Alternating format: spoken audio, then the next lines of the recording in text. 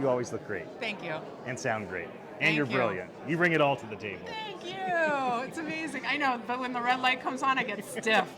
Oh, there's no reason But then to. I let it go. Not if you and I are Yeah. talking. Okay, we'll get started in 3, 2, well, here we are. We made it to the special private event that NFT.NYC is doing. And everybody here, you know, a lot of them are leaders that are, of course, speaking at the event. You've always been an incredible leader, part of this community. Thanks for being here. For folks that may not know who you are, there's a camera over there. We know you're there, people. We know you're there. But why don't you introduce yourself to me for their sake, and sure. tell me about the new stuff that you're working on. Yeah, sure. So you know I'm Peg Samuel. I'm telling everybody that's watching. And I most recently joined a company called MetaJuice, which is the blockchain subsidiary of a company called Together Labs. Yeah. And Together Labs owns IMVU, or IMVU, some people call it. And it's an app that's been around for 18 plus years. They have a lot of users, right? 750,000 daily active users? Yes, so right. what's amazing for me is like, okay, I have this metaverse that I'm working in, and it's the world's largest social metaverse, and we're bringing Web3 to it. So like you just said, it's been building for so long from the user base, like it's a community-led thing, which is amazing, and right now we have 750,000 daily active users and all these other incredible stats. Right. That's the one that always sticks in my head, and that 65% are female. I love that. That's amazing. There's, one of the things I love about this environment is, at least for the NFT.NYC, you know, community, there are a lot of women that have a voice, are empowered, or put on stage.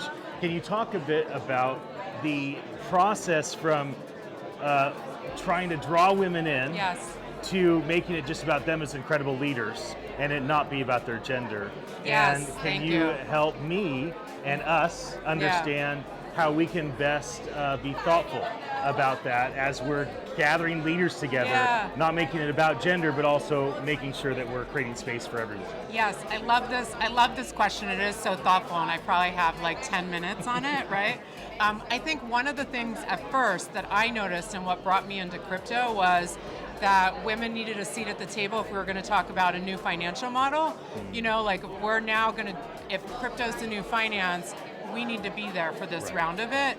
And just representation, women, gender, you know, genders, even of race, and just being diversity, you know, having diversity at the table, which actually is better voices, right?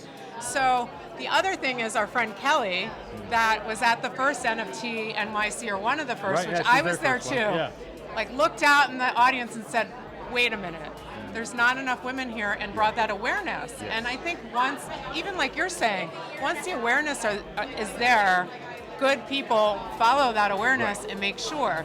And what was I going to say? Someone cut in front of the camera, so it distracted me. I'm like, no, don't do that. But it's a party. It's a party. So the awareness is what's important. Then I feel like, you know, guys were being, early crypto days, conscious of it and doing this all women's panel. Right? Where I'm like, well, she could have been on that panel. She could be better on that panel. She, like, now you've got a like a mish of different topics, but all on one panel, where the voice could have been, you know, you're a thought leader over here. And I think it's really making a good job of it now. And I honestly, like, being a woman in tech for like 25 plus years, at first I didn't even really notice, it just was like, oh, lots of guys here. And now I just feel like last night, the dinner's representation, and Jodee brought it up, but even here, it's like, oh yeah, there's plenty of women here. It's like not even a thought, which is exciting. But even, like we were talking right before this started, you're being conscious of it, and you're making sure you're inviting enough, like, because it could be easy to get a room full of guys, you know, and crypto bros and all that, and they're great too, love them. But to have that better economy, if you will, of thought leaders, we want to get these different perspectives. Because like globally, we need this too, and globally I could get all political, but it just makes more sense, and that's what crypto and NFTs and blockchain is supposed to be. As we kind of wrap this conversation, so you can get back and mingle with everybody. I know, I'm like, I grabbed you right when you came in. Here. What's the importance of leaders getting together in this industry?